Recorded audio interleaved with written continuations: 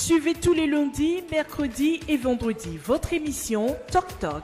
Toc Toc passe au crible les grands sujets de l'heure et développe des thématiques sur le plan social, politique, économique, sportif et culturel. En studio pour en débattre, des journalistes et des experts. Rediffusion la nuit avant 2h30.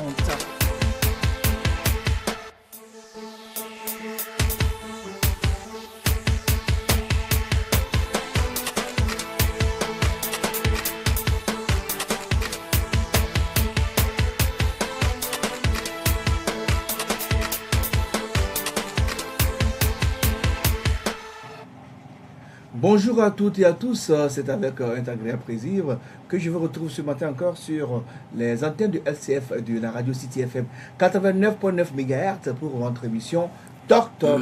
Merci à tous les amis de la diaspora qui nous suivent à travers le monde entier sur le www.lcftogo.com. Toc Toc numéro 58 de ce mercredi 27 juillet 2016. Je reçois en studio deux confrères comme d'habitude. Le premier comme nom, Jacques Diakouti. Il est aussi analyste politique. Bonjour Jacques. Bonjour Junior, bonjour aux téléspectateurs et aux auditeurs et auditrices de City FM.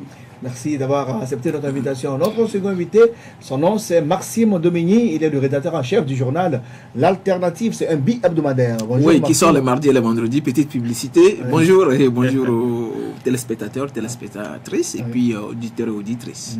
Dans la deuxième partie de cette émission, nous recevrons un homme de Dieu, pasteur Johannes Bavon, de l'église Ambassade des Merveilles. Avec lui, on va parler d'abord du rôle de l'église dans la société et aussi dans le développement d'un pays et aussi de son événement qu'il organise dans les jours à venir.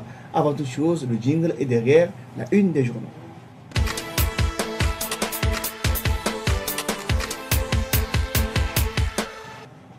La une des journaux de ce mercredi 27 juillet 2016, nous démarrons par le quotidien privé Liberté. Liberté qui titre à sa une ce mercredi, évasion fiscale Panama Papers. Comment les Indiens de Ouassem et leurs complices togolais font évaporer leur fortune. Liste des actionnaires. Trafic de drogue, près de 4 tonnes de cannabis saisis par la police à Badou. Et traque des vendeurs de l'essence de contrebande, affrontement entre forces de l'ordre et jeunes à Agoué à Tchamvé. Dans l'Écosse, ce mercredi encore, nous avons le messager. Le messager de Tchabouré Bouraïma qui écrit: politique, l'Afrique malade de ses oppositions. Opposition politique en RDC. Opposition politique au Togo, même carence, même maladie. Le apprendre ou à laisser qui exacerbe les crises politiques et éloigne les espoirs de recherche du consensus. Hôtellerie qui pourra sauver l'hôtel Sarakawa. Dans les cas de ce mercredi, la dépêche de Apollinaire Mewane Messé. La dépêche titre à sa une: après le consensus obtenu à la salle Fazao, Ford est politiquement isolé et affaibli. Foire Made in Togo, une très bonne initiative des hommes d'affaires algériens reçus à la Chambre de commerce et d'industrie du Togo. Le 64e anniversaire de l'indépendance d'Égypte célébré au Togo, la coopération égypto-togolaise au beau fixe. Dans les kiosques également, l'Indépendance Express sorti hier, toujours disponible ce mercredi. Nous pouvons lire à la une de l'Indépendance Express: le tribalisme s'invite dans le temple franc-maçon du Togo. Le cabier Adrien Bebesiki, probable nouveau grand maître ce mardi. Coup d'État en Turquie. Folle représailles du président Erdogan, l'opposant Goulian exige une enquête. Brasserie Bébé Lomé, société regarde Christian Garnier, un mercenaire blanc, crée la panique. Travaux publics en danger, route Nochetou, le chantier du grand bordel. Toujours dans les kiosques, le journal L'Alternative sorti mardi dernier, toujours disponible. L'Alternative qui titre à sa une: évasion fiscale Panama Papers, comment les Indiens de Ouassem, Diamond Cement, ATS, Togo Rail font évaporer leur fortune. Retour sur 20 ans de bradage du calcaire togolais. Tous ces titres sont donc à découvrir dans le journal L'Alternative, toujours disponible dans les kiosques. Retour en studio avec d'autres journaux que nous avons ici ce matin. Nous démarrons par Vision d'Afrique. Voici d'abord la une de Vision d'Afrique. Vision d'Afrique qui titre réforme politique, la dure et interminable problème de limitation du mandat présidentiel. Ford Nassingbe à l'atelier du HCRUN pas le même. Ford Nassingbe et l'atelier du HCRUN pas le même objectif. CHU Sylvanus Olympio, un patient de 11 ans meurt faute de matériel. École supérieure de gestion d'informatique et des sciences, la promotion Steve Jobs de l'ESGIS, désormais prête pour vous, entrepreneurs. Dans les kiosques également ce mercredi, le dialogue. Le dialogue qui donc titre à sa une ce mercredi. Crise de professionnalisme et incivisme dans les centres de santé publique. Que vaut encore la vie humaine aux yeux des praticiens hospitaliers? Toujours dans les kiosques ce mercredi, nous avons Dunia le Monde. Dunia le Monde qui titre La crise s'accentue au quart. Le début de la saison 2 déjà fixé au 17 octobre par les acteurs. Interview du professeur Oulou Komi, le secrétaire général du Parti socialiste pour le renouveau, PSR. Parfois, c'est nécessaire qu'il y ait des voix discordantes pour attirer l'attention des autorités sur leurs responsabilités devant l'histoire. C'est tout pour la une des journaux. Le jingle derrière la première partie de l'émission.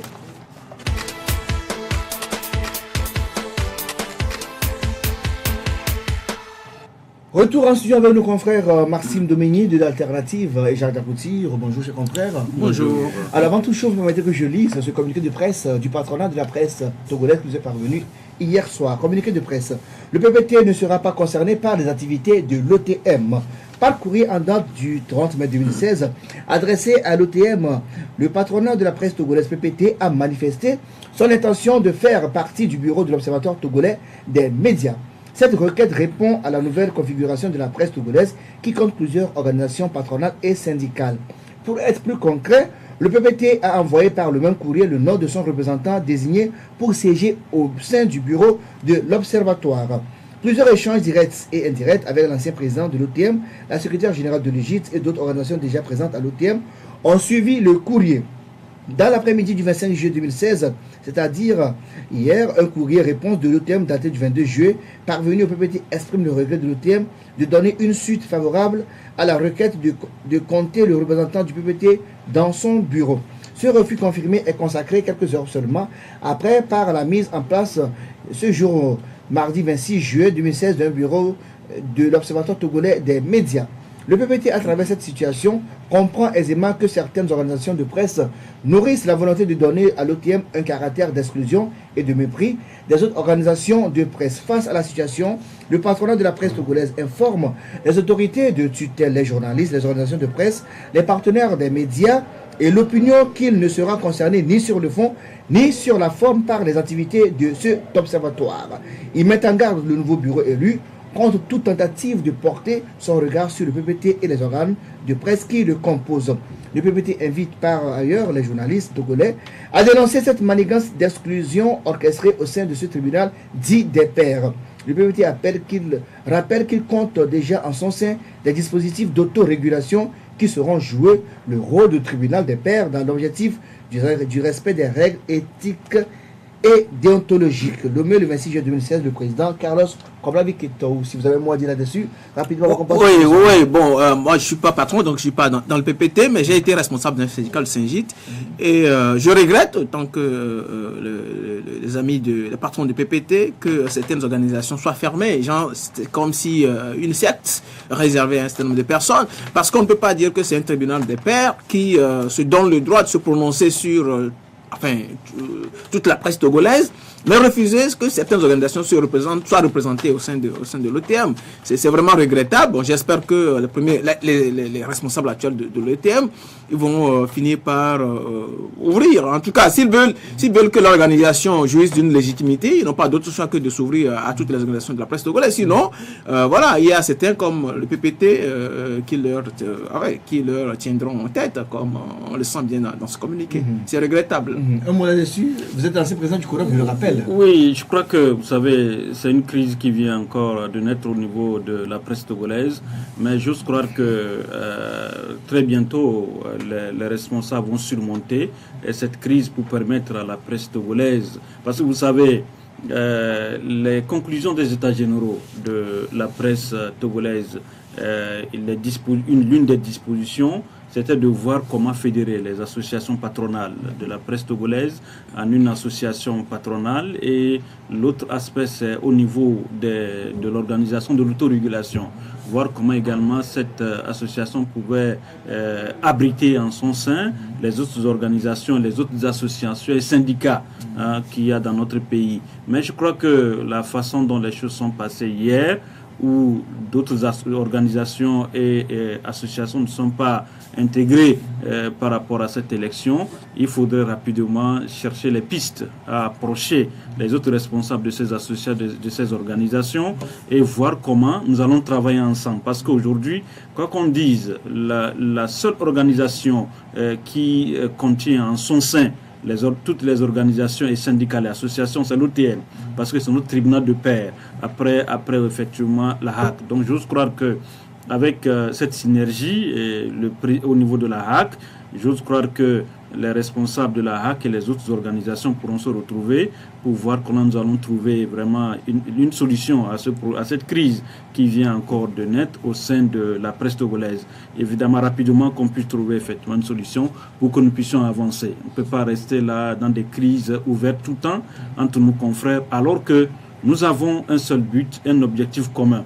C'est que la presse togolaise puisse avancer et qu'on puisse trouver des pistes pour que cette presse privée togolaise puisse se professionnaliser. Donc j'espère que dans les jours et les semaines qui suivent, les responsables vont trouver le juste milieu pour s'entendre, pour que les autres organisations et syndicats puissent être intégrés au sein de l'ETM. Nous en parlerons davantage vendredi dans cette émission avec d'autres confrères en studio. On va rentrer dans les détails. Justement. On va aborder le premier sujet de cette émission, c'est l'évasion fiscale, Panama Papers version du Togo.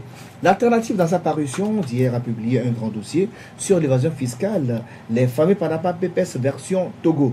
Le journal révèle comment les patrons des cimenteries du Togo, à savoir Wassem, Diamond et Fortia, font sortir leurs sous du pays, et revient aussi sur, je cite, 20 ans de bradage du calcaire togolais.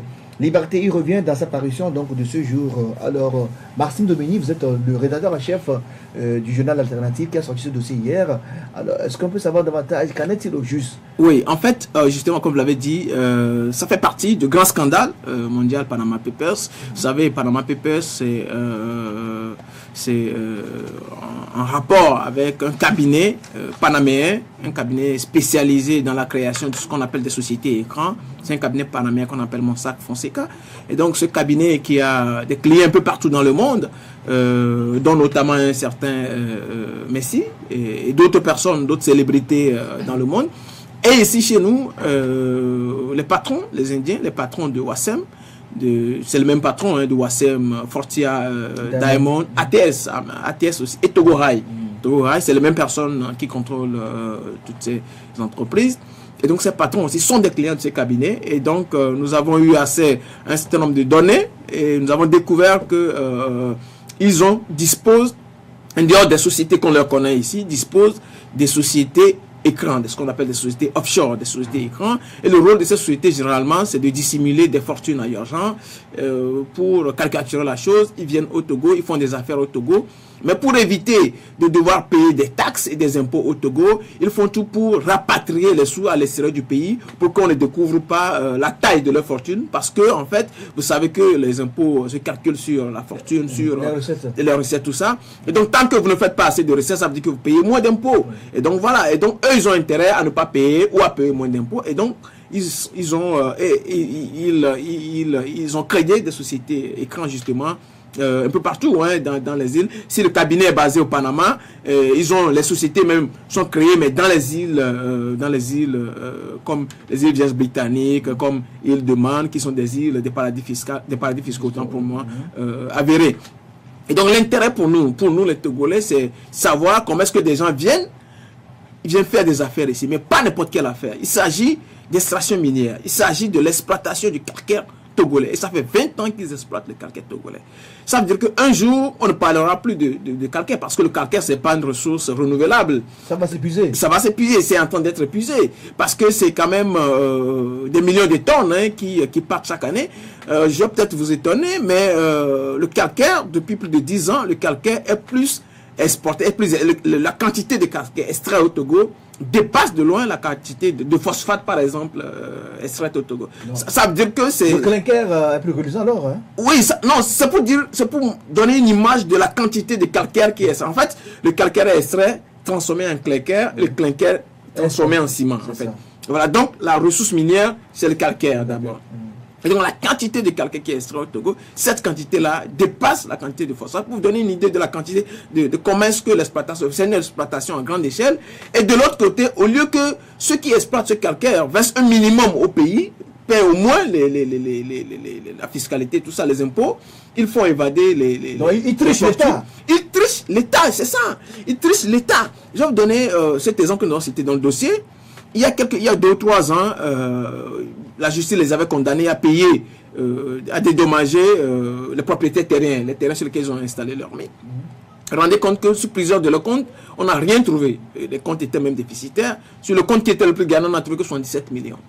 C'est une entreprise, je vous dis, qui brasse des milliards, mais on n'a trouvé que 77 millions sur le compte le plus gagnant. Alors, où se trouve l'argent? Donc, ça, c'était déjà un premier indice pour dire que voilà, ces gens-là, ils rapatrient leurs fonds à l'extérieur. Maintenant, ce qui est grave et ce qui est scandaleux, c'est que au sein de cette entreprise, il y a d'abord l'État togolais en tant qu'institution qui détient qui détient des actions, des actions 10%. En fait, c'est automatique dès que vous venez vous installer au Togo comme entreprise minière, vous dégagez 10% à l'État togolais de façon automatique. Mais en dehors de ça, il y a des individus qui incarnent des responsabilités au sein de l'État, qui détiennent des actions, dont le Premier ministre actuel, qui, était précédemment vice-président de l'Assemblée nationale. Mais donc, il avait les actions avant d'être Premier ministre, il faut le préciser. Mais il était député. Et il n'est pas permis à un député de faire des affaires, parce qu'il y a conflit d'intérêts. Parce que vous êtes là pour jouer un rôle de contrôle. Vous ne pouvez plus détenir, vous ne pouvez plus faire des affaires, en même temps jouer le rôle de gardien de la transparence. Et puis, pour vous dire aussi que, par exemple, le Premier ministre actuel, il a une responsabilité dans le cadre du processus de transparence qu'on appelle ITIE. C'est un processus pour la transparence dans l'industrie extractive. Et l'organe le plus élevé dans ce processus, conseil de surveillance, est présidé de facto par le Premier ministre. Genre, il n'est pas que Premier ministre, il est aussi responsable d'un organe qui est chargé de veiller sur la transparence dans l'industrie extractive. Mais il se fait que c'est cette personne qui a actionné, mais il n'y a pas que lui. Il y a plusieurs personnes, nous avons cité plusieurs personnes. Il y a par exemple le ministre des Mines, l'ancien ministre des Mines, Andrew Chamdia, qui était ministre pendant que le Wassem s'installait. Et donc, bon, il n'est pas directement dedans. Il a été un peu plus rusé, il a mis sa femme devant. Et nous rappelons que c'est la même femme qui est aussi actionnaire dans la SALT. Et nous rappelons également que Andrew Chandia n'était pas que ministre des Mines, il était ministre des Mines, des Transports, ainsi de suite. Et donc, c'est quand il était ministre des Mines, probablement qu'il a dû mettre sa femme pour gérer ses actions au sein de cette entreprise. Donc, toutes choses qui créent des conflits d'intérêts. Et si nous rappelons un peu les conditions dans lesquelles les travailleurs de Wassem, les conditions dans lesquelles ils évoluent. Actuellement, où nous sommes là en train de parler, il y a près de 700 personnes qui ont travaillé à Wassem, qui depuis la fin d'année dernière sont à la maison. Plus de 700 personnes sont à la maison sans boulot. 700 personnes. Et vous n'êtes pas sans ignorer qu'il y a un an, 5 Togolais ont trouvé la mort dans une explosion. Autant pour moi, dans une explosion largement évitable, parce qu'on ne peut pas approcher le feu d'un produit inflammable. Et donc, vous voyez, si on connaît tout ça, et qu'on sait que, par exemple, à Wassem, c'est une usine à mutiler, nos frères qui travaillent là-bas, il y a des accidents de travail qui se multiplient tous les jours, et qu'on se rend compte que pendant que les gens, d'un côté, sont en train de lancer des cris, de l'autre, il y a d'autres personnes qui, en amont, profitent de cette industrie-là. Et c'est vraiment scandaleux. Il va falloir que, par exemple, le gouvernement se prononce, et que le Premier ministre se prononce sur ces actions, et que les autres membres qui sont actuels ou anciens membres du gouvernement, et que les députés, la société civile, puissent interpeller tout ce monde. On y reviendra, on y parlera, on va parler de cet aspect-là tout à l'heure. Alors, Gérald Akouti, vous avez suivi tout à l'heure les expressions de Maxime Dominique, qui a eu donc à travailler sur le dossier par la PES version du Togo, avec les industries de ciment qui font sortir leur fortune du pays. Et quelle déclaration cela suscite en vous? Je crois que sur ce dossier, il faut faire couper la poire en deux. C'est-à-dire que la première partie, il est vrai que quand vous prenez les sociétés dont il a cité, ce n'est pas un secret pour personne qu'il y a des évasions fiscales avec ces sociétés. Mais l'autre aspect, c'est que on ne peut pas interdire, par exemple, à un citoyen comme nous de pouvoir avoir des actions dans des sociétés. On peut les avoir, mais là où ce qu'il a donné comme exemple, parlant du Premier ministre qui était député avant d'avoir des actions au sein de ces sociétés, et après il est Premier ministre et il est dans l'organe de l'ITIE. Je crois que ce qui est important de voir ici, à quel moment il a eu à avoir ces actions. Est-ce que c'est quand il était député ou bien avant qu'il ne soit député? Donc il faut essayer de pousser ces enquêtes sur ces aspects. Mais une fois encore, je ne pense pas qu'on puisse interdire, par exemple, à un Togolais que nous sommes, d'avoir des actions dans des sociétés. On peut avoir des actions. Mais l'autre aspect, c'est que, vous savez, quand on prend par exemple des sociétés, ce qui est aberrant, on retrouve les mêmes personnes dans presque toutes ces sociétés et dans les mêmes actions. Je crois que c'est ce côté-là plutôt qu'il faut combattre. Il faut qu'on puisse ouvrir cet actionnaire à presque tous les citoyens qui veulent, mais que cela ne soit pas seulement un cercle où c'est les mêmes qu'on retrouve la plupart dans certaines actions. Et parlant de l'évasion fiscale, c'est des choses également qu'il faut combattre. On sait que depuis un certain temps, les gens se plaignent. Quand on prend le cas, par exemple, de Wassem, on sait ce qui se passe. Le ministre Bawara a géré ce dossier, mais jusqu'à présent, on ne sait pas quelles sont les conclusions par rapport à nos compatriotes qui sont à la maison. Et sur ce dossier, on ne peut jamais dire également qu'une société comme Wassem puisse tomber en faillite. Parce que tous les jours, on voit combien de fois ce train-là va souvent au Ghana pour amener le clinker ou soit le ciment presque tous les jours. Oui, c'est ça. Voilà, justement. Donc, on ne peut pas dire que cette société-là peut tomber en faillite et que cette société ne puisse pas prendre effectivement nos compatriotes en charge. Donc, pour me résumer, il est vrai que ce qui se passe au niveau de Wassem et ce qui se passe au niveau de ces sociétés par rapport aux actions de nos compatriotes, on ne peut pas une fois encore les interdire de le faire, mais il est important que à chaque société qu'on puisse connaître un peu, qu'on puisse pousser des enquêtes pour savoir pourquoi c'est les mêmes qui ont les mêmes actions dans presque toutes les sociétés. On a vu ça, par rapport à Wassem et les autres sociétés, on voit que c'est presque les mêmes personnes encore qui sont là-bas. Ouais. Et pourquoi cela? Donc je crois que si nos confrères puissent encore pousser cette enquête vers ce côté, cela pourra aider un citoyen lambda que nous sommes. Mais une fois encore, je ne pense pas qu'on puisse interdire à un compatriote d'avoir des actions dans les sociétés. Alors dites-moi, Jacques, avant de revenir à Maxime tout à l'heure, est-ce que le gouvernement togolais doit aujourd'hui interpeller les autorités de ces sociétés d'intérêt pour leur demander pourquoi elles exportent ou bien font sortir leur fortune du Togo? Mais vous rappelez de l'accident qui avait eu lieu entre-temps au Bénin, où un avion avait quitté le Togo pour aller au Liban et malheureusement a craché au niveau du port, au niveau de la plage de Cotonou. Un 25 décembre. Voilà, vous avez vu que l'avion là contenait beaucoup de devises et les lingots d'or, et puis cet avion contenait également du diamant. Donc ce qui peut vous dire que que ce soit les Libanais, les Indiens que nous avons dans ce pays, lorsqu'ils font leur fortune, ils rapatient toujours leur fortune vers leur pays. Donc il est important qu'au niveau des évasions fiscales, que l'État puisse encore, nous avons souvent dans notre pays l'organisme qui est chargé souvent du contrôle des sorties de ce fonds, mais je ne sais pas si cet organe-là encore travaille comme ça. Donc il est important qu'on puisse actionner à chaque niveau, que ce soit au niveau de la douane, que ce soit au niveau de l'aéroport, au niveau des banques. Il faut quand même que ce qu'ils arrivent à produire ici dans notre pays, qu'ils puissent quand même investir. On ne peut pas comprendre qu'on aille aujourd'hui à Tabligo. Je ne sais pas si vous avez une fois fait le déplacement à Tabligo, qu'on ne puisse pas trouver des routes bitumées à Tabligo. Et qu'on ne puisse pas trouver...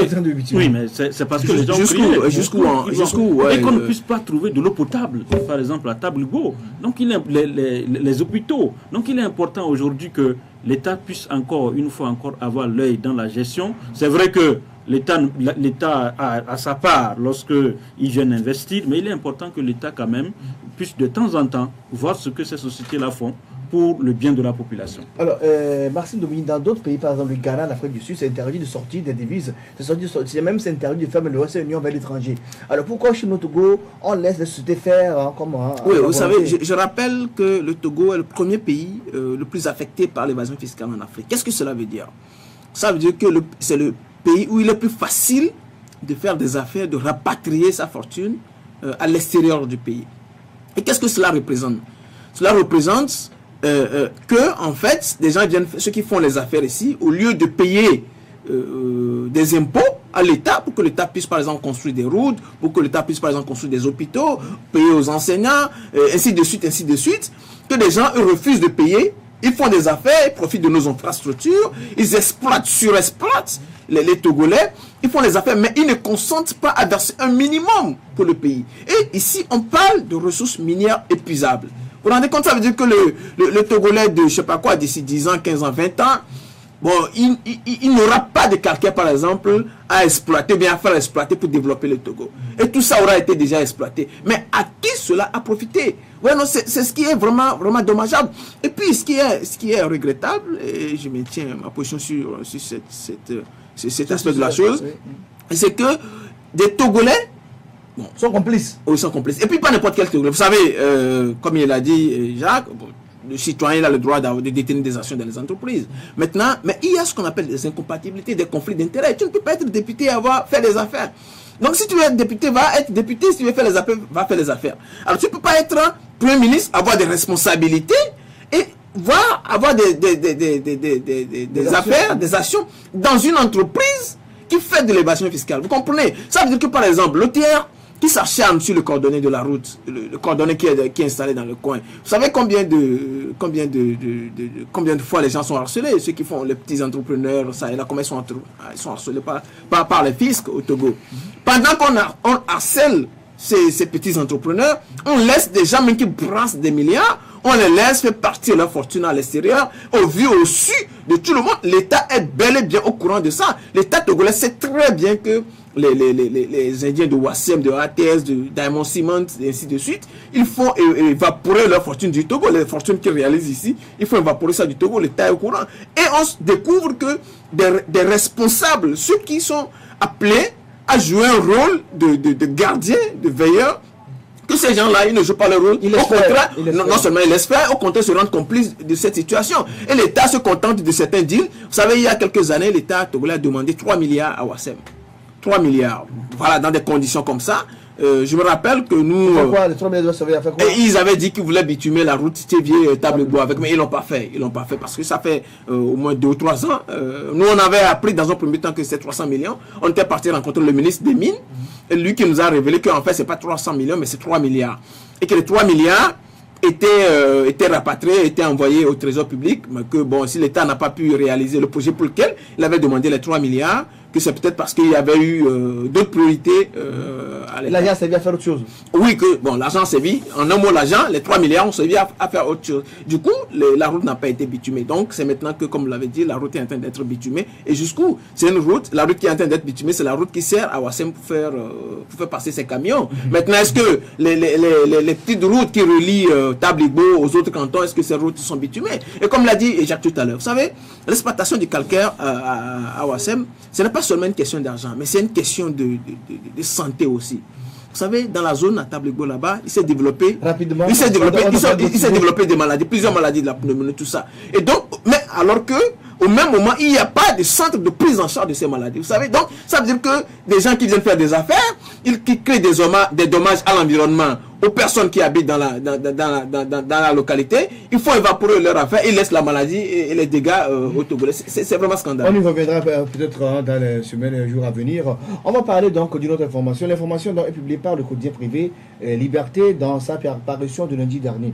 Le prophète Mugunga Maranatha de l'église Ekiche, bon c'est ça, arrêté le 12 juillet 2014 par des hommes civils mais armés avec 7 de ses collaborateurs dont sa femme. Après 12 jours de détention au SRI Le prophète Mugunga et son épouse ont été déférés à la prison civile de Lomé. Les autres libérés depuis leurs 12 chefs d'accusation sont portés contre eux.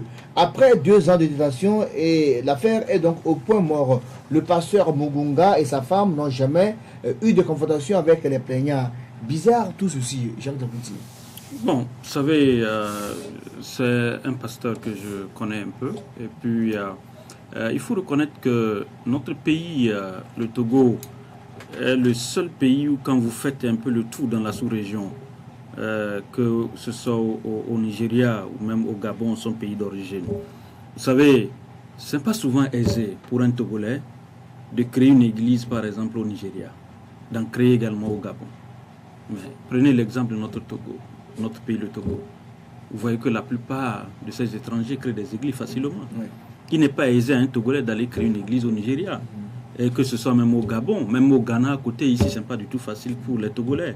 Mais le Togolais accepte quand même ces étrangers à bras ouverts. Et ils créent les églises. Et vous voyez que la plupart des grandes églises que vous retrouvez ici au Togo ne sont pas des nationaux qui sont des pasteurs qui dirigent, qui gèrent par exemple ces églises. C'est des étrangers. Il est vrai également, quand vous venez dans un pays, il faut connaître également les règles qui régissent par exemple la gestion de la chose religieuse. C'est vrai que les pratiques qui avaient cours au sein de cette église avaient quand même commencé par agacer les autorités, mais cela n'empêcherait pas également qu'on puisse détenir par exemple une personne et qu'on ne puisse pas la juger.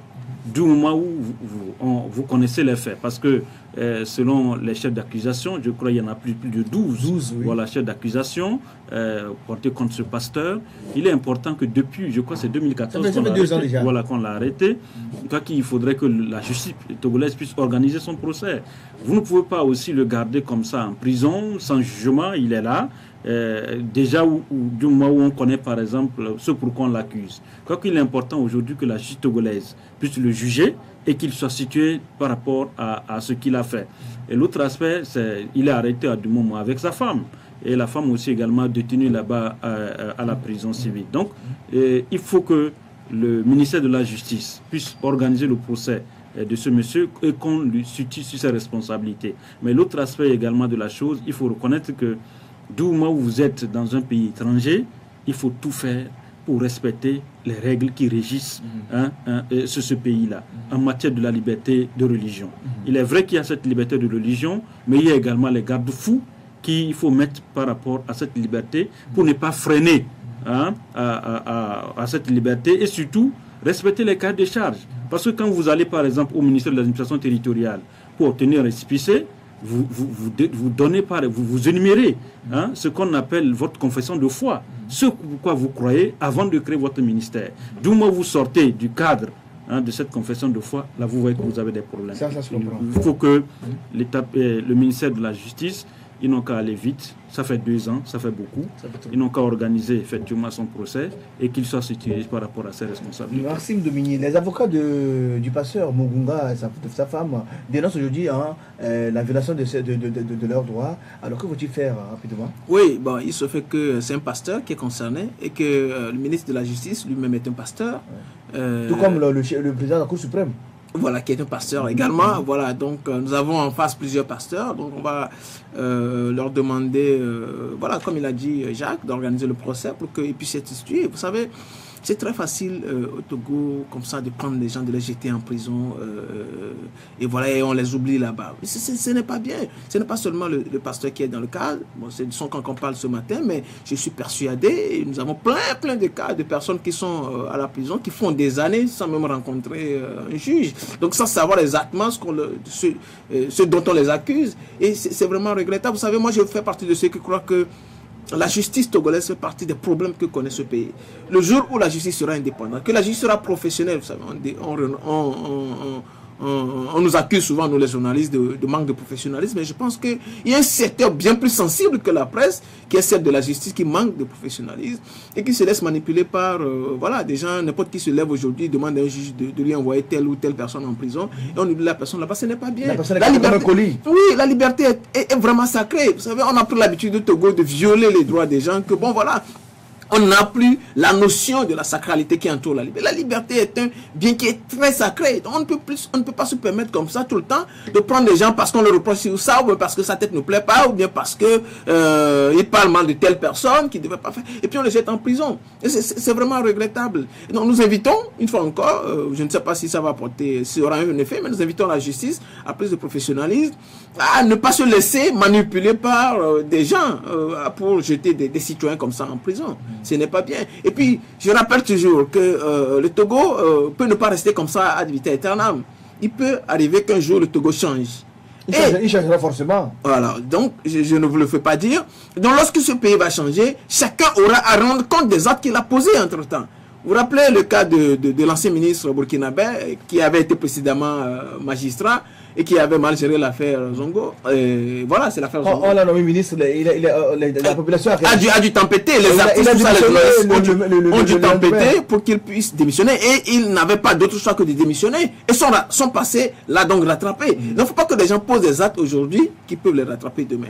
Merci Maxime Domigny. Nous allons marquer une pause. Derrière la pause, nous recevons le pasteur Johannes Bavon de l'église Ambassade des Merveilles. Il y a aussi le promoteur de l'événement Divine Awards.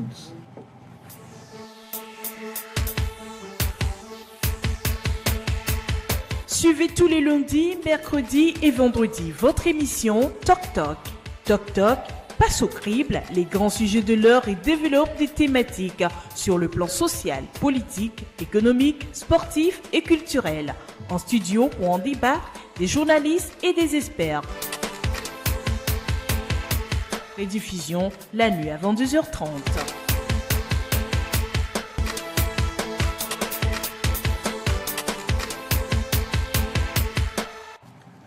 Retour en studio, notre invité est là, je vous rappelle son nom, Johannes Bavon, il est pasteur de l'église Ambassade des Merveilles, il est aussi promoteur d'un événement qui s'appelle Divine Award. Bonjour monsieur pasteur. Bonjour. Ça fait plaisir qu'on vous retrouve sur ce plateau, c'est la première fois qu'on reçoit un pasteur, donc vous êtes honoré. C'est un plaisir partagé. Ok. Alors d'abord, je veux poser une question banale. Oui. Qui appelle ton pasteur de l'église? Pardon? Qui appelle ton pasteur de l'église? Pasteur, c'est qui un pasteur?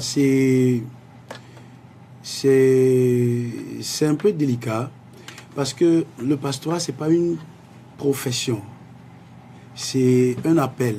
Et cet appel est rarement difficile à pouvoir diagnostiquer sa véracité, je veux dire.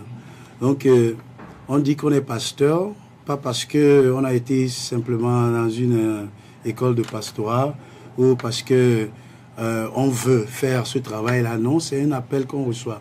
Mais cet appel-là, quand bien même il est invisible, ses preuves sont indéniables lorsque quelqu'un est vraiment appelé pour ce travail.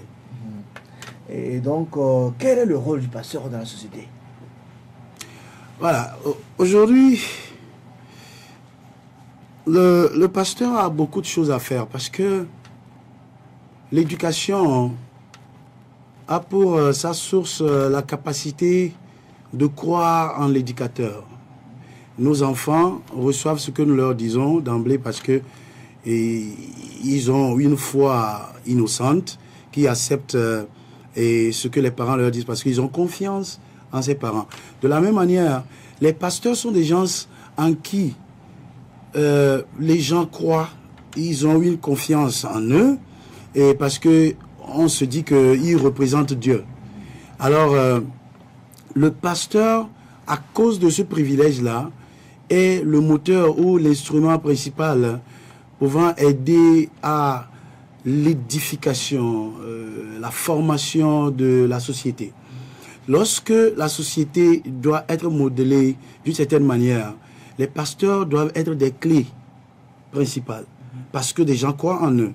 C'est pourquoi quand le pasteur ment à quelqu'un, il est difficile à la personne tout de suite de refuter ce mensonge à cause de cette confiance au nom du représentant de Dieu qu'il est. C'est pourquoi c'est un travail un peu délicat et cela demande beaucoup de sincérité de la part de ceux qui s'engagent sur ce chemin. Mais malheureusement, le vote de nos jours, n'importe qui se lève, il va faire 2-3 mois au Ghana, au Nigeria, revient, il monte son église, il dit, il est pasteur, il crie, Dieu, Dieu, alléluia, alléluia, il est Seigneur. Les gens deviennent des gourous et induisent la société dans des malheurs, dans des trucs.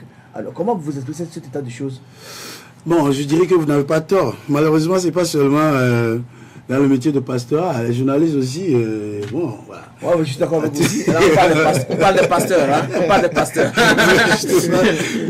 Bon, justement, concernant les pasteurs, vous savez, c'est un travail que des gens n'arrivent pas à comprendre et ils prennent ça à la légère. C'est un travail très dangereux. Pourquoi? Parce qu'on ne se lève pas, même si la personne fait 10 ans d'école pastorale, cela ne fait pas de lui un pasteur. Celui qui fait de quelqu'un un pasteur, c'est le Dieu qu'il prétend servir.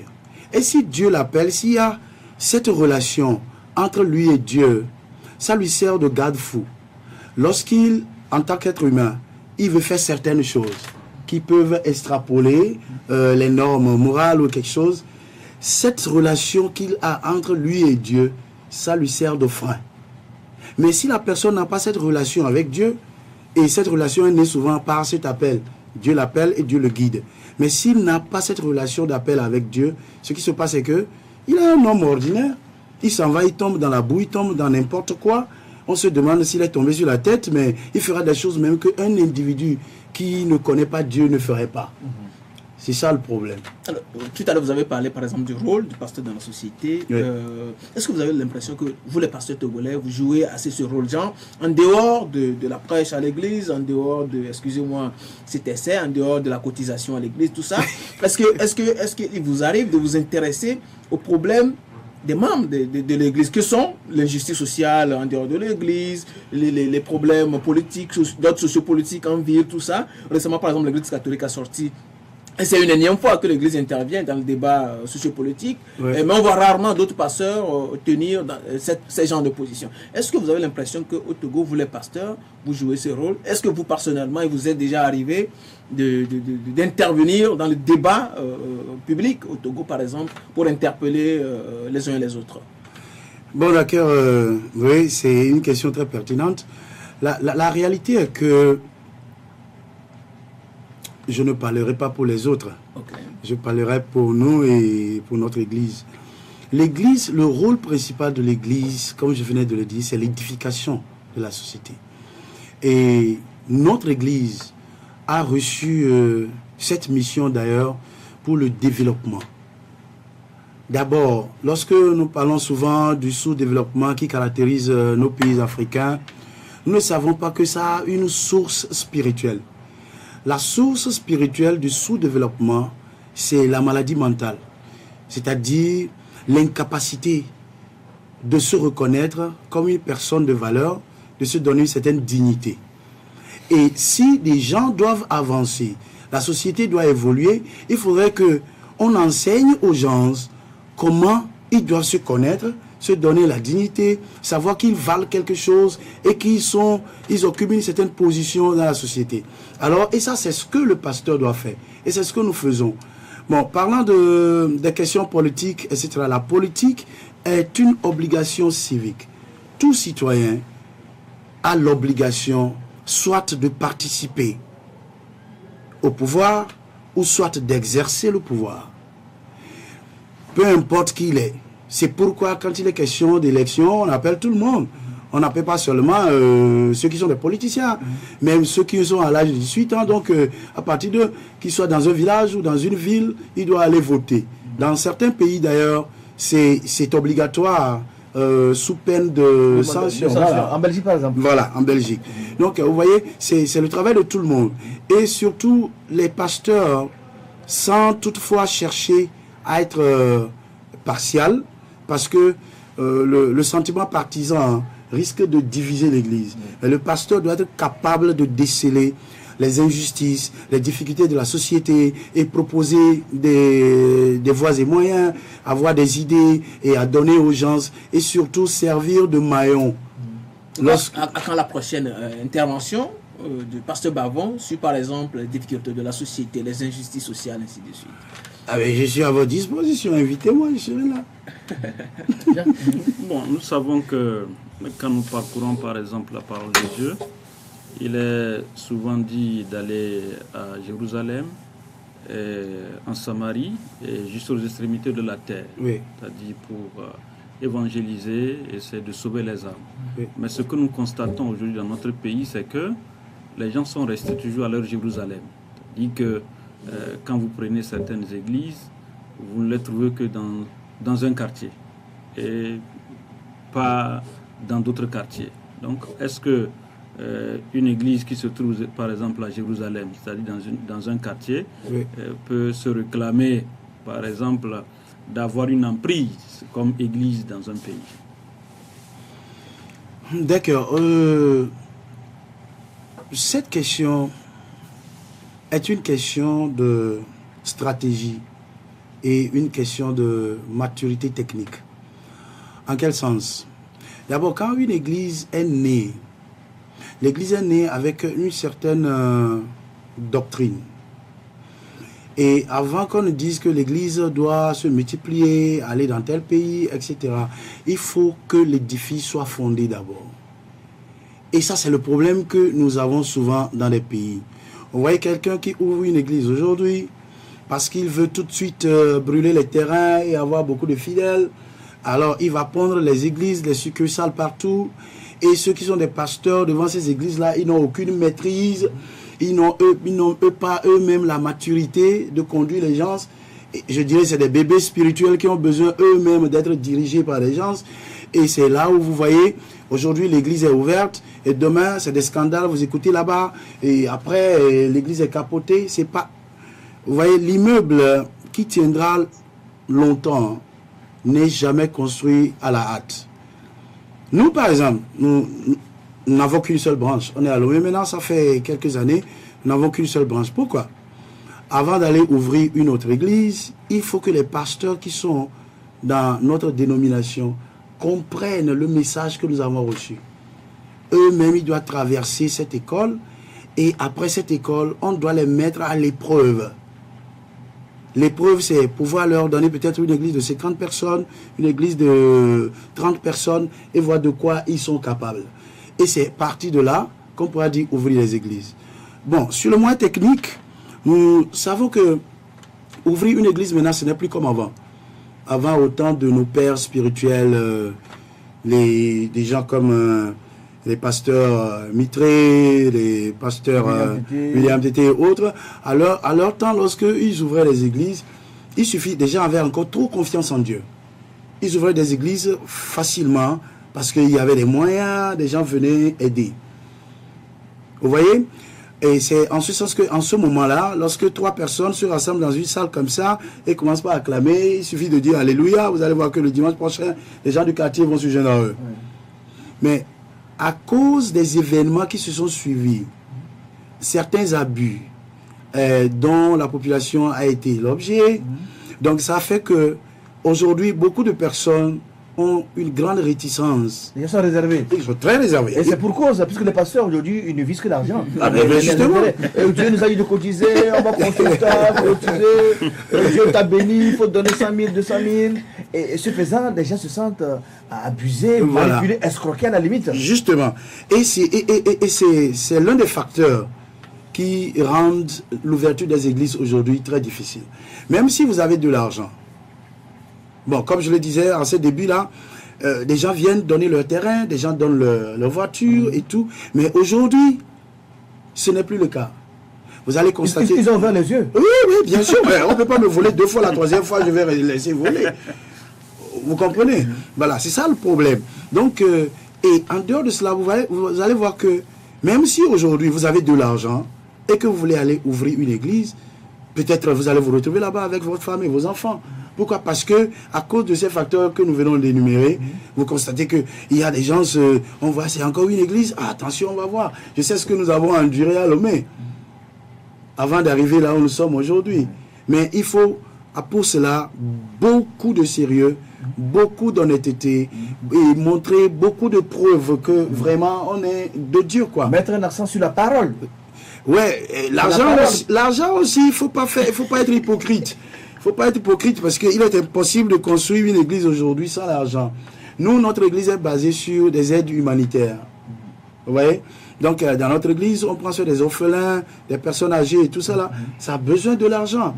Mais cela ne donne pas un visa pour abuser des gens.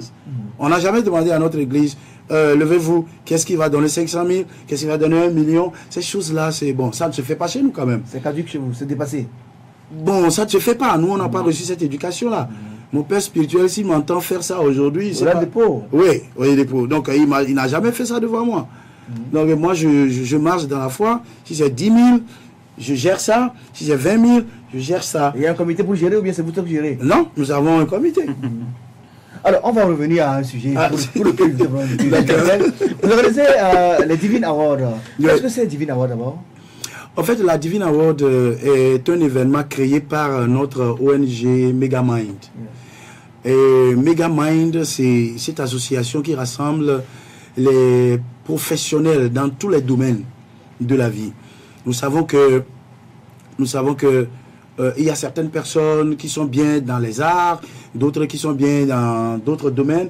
Maintenant, nous les rassemblons, ces cerveaux-là, nous les rassemblons afin qu'ils puissent mettre leur savoir-faire au service de 3 catégories de personnes. Les enfants, notamment les orphelins, et les personnes vivant avec des handicaps, et les personnes âgées de 3e âge, je veux dire. Donc, ils ont des talents en eux, et ils ont beaucoup de choses qu'ils peuvent faire, mais sauf par manque de moyens, ils n'arrivent pas à évoluer, à exceller. Donc, Megamind essaie de donner cet objectif pour aider ces personnes-là.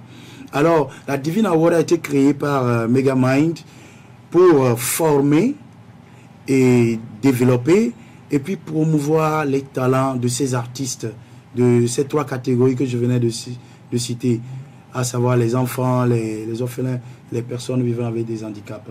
Donc, la Divine Award, l'événement qui est le festival, rassemblera ces artistes que nous avons eu à produire, des gens que nous avons eu à aider et qui veulent avec passion manifester ce dont ils sont capables.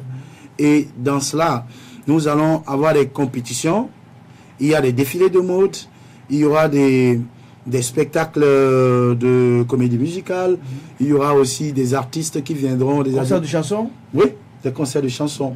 Ils seront là. Et pour surtout garantir l'épanouissement personnel de ces personnes vulnérables et leur permettre d'avoir une insertion sociale.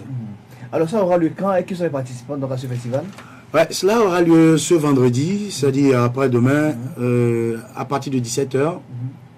Et dans le grand auditorium de l'ambassade des merveilles.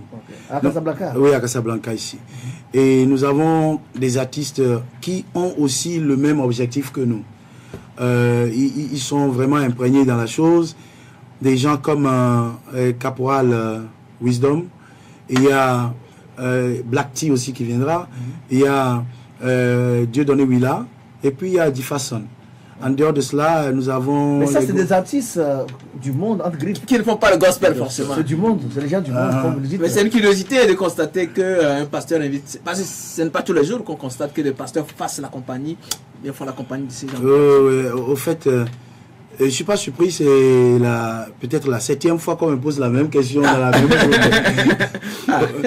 En fait, nos choix sont basés sur certaines conceptions que nous avons. Je ne peux pas me lever parce que je suis le pasteur de l'église et faire certaines choses. Donc il faut que cela soit en harmonie avec les conceptions de l'église. Notre première conception qui nous a guidés, c'est que tous les êtres humains sont des enfants de Dieu. On ne fabrique pas l'être humain et personne ne dira que c'est lui qui connaît la source de l'être humain. Dieu a dit, vous êtes des fils de Dieu. Je vous ai dit, vous êtes des fils du Très-Haut. Qu'il soit musulman, qu'il soit charlatan, qu'il soit n'importe quoi, quelle que soit sa profession spirituelle. Nous avons la conception que la personne est un enfant de Dieu. On ne devient pas enfant de Dieu quand on va à l'église. On est enfant de Dieu même avant de venir sur terre. Ça, c'est un. La deuxième conception, c'est que l'église est le seul lieu pour les pécheurs. C'est le lieu de refuge pour les pécheurs. S'il y a quelqu'un qu'on identifie de pécheur, prostitué, drogué, mondain, entre griffes comme on le dit, voilà, voyous, délinquants, tous ces gens-là, ils iront où? Ils iront seulement dans la maison de celui qui les a créés pour être réparés. Donc ça, c'est notre conception. C'est en ce sens que nous voyons toutes sortes de personnes qui viennent dans notre église, quelle que soit leur tête, quel que soit comment ils apparaissent, nous les acceptons. La parole de Dieu les changera. C'est pas moi qui les changerai, mais c'est celui qui les a créés par sa parole. Il les changera avec le temps. Ça peut prendre un long temps ou un peu court de temps. Troisième conception, qui est la dernière, c'est que nous sommes tous des pécheurs. On ne doit pas oublier ça. Et on ne peut pas se mentir. Hein. Quelqu'un dit qu'il est pasteur, il est prophète, il est ceci. Que bon, voilà, on peut faire l'hypocrisie publique, montrer aux gens qu'on est saint, on est ceci, tout cela. Ça, c'est des mensonges. Dieu seul sait celui qui est saint, celui qui est pur, celui qui est digne et celui qui est acceptable. Donc, tous ces gens-là que nous étiquetons de mondains, de ceci, Dieu ne nous a pas appelés pour cela. Et l'Église n'a pas pour mission la condamnation des autres. Autrement dit, ne jugez pas. Ne jugez pas et vous ne serez pas jugés. Vous connaissez la Bible. J'aime ça. Et donc, quelles seront les conditions? Comment venir, comment accéder à votre auditorium vendredi prochain?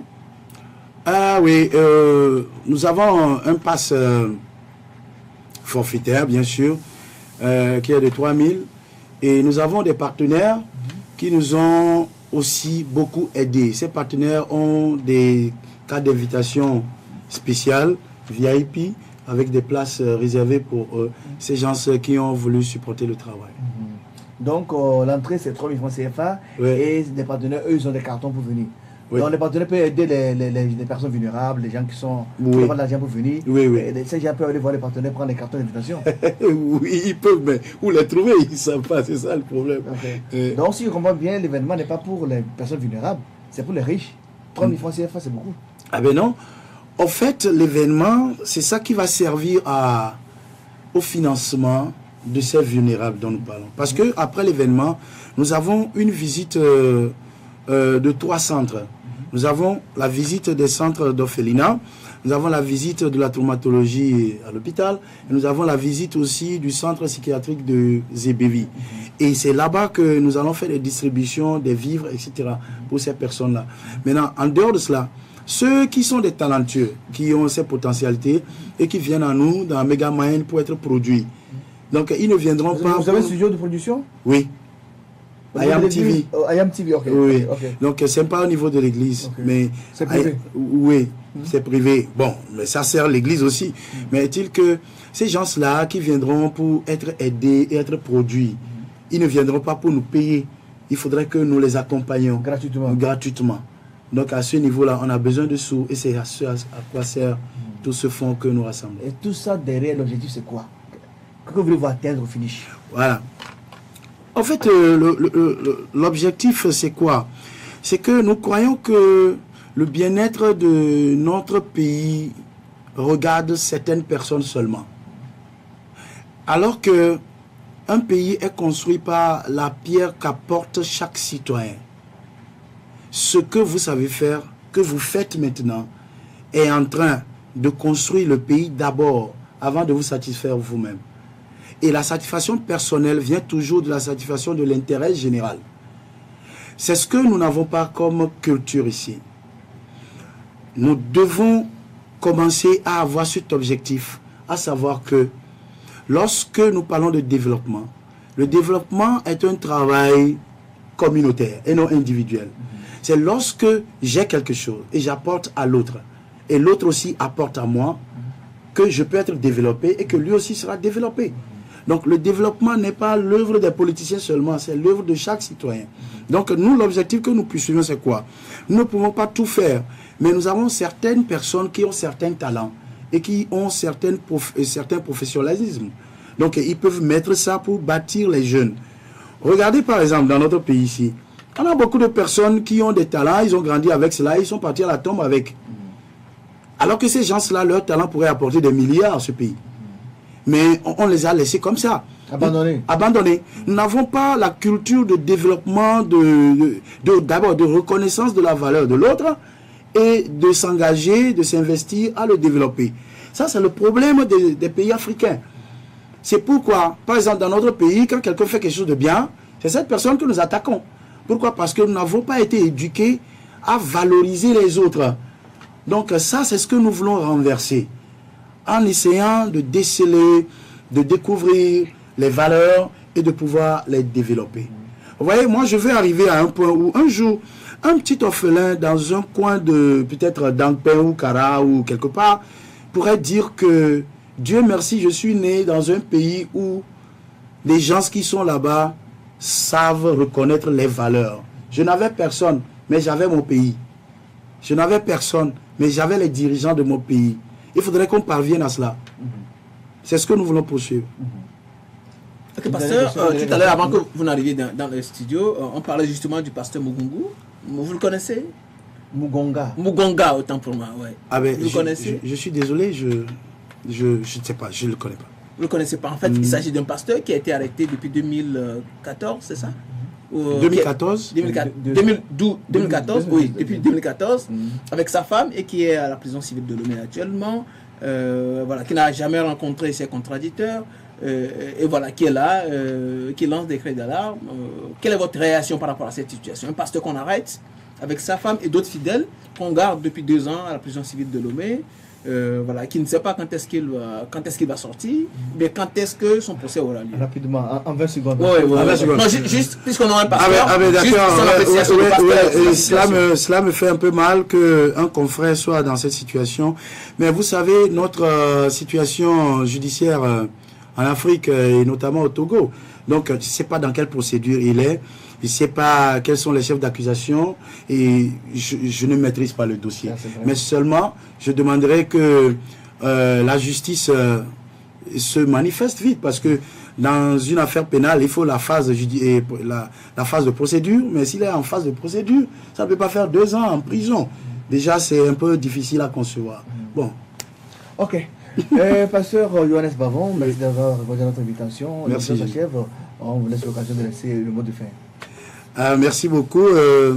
Je tiens à remercier nos téléspectateurs et je veux leur dire que ce vendredi sera un grand moment et nous allons célébrer la joie, quel que soit ce que nous traversons chacun.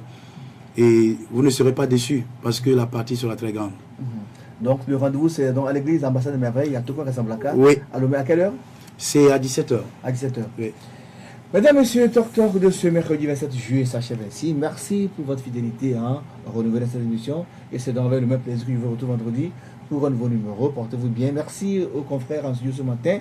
Maxime Domenier de la rédaction de l'Alternative. Merci. Oui, merci à vous aussi. Merci à Jacques Dapouti, le confrère merci, merci pour l'invitation. Donc, portez-vous bien. À très bientôt.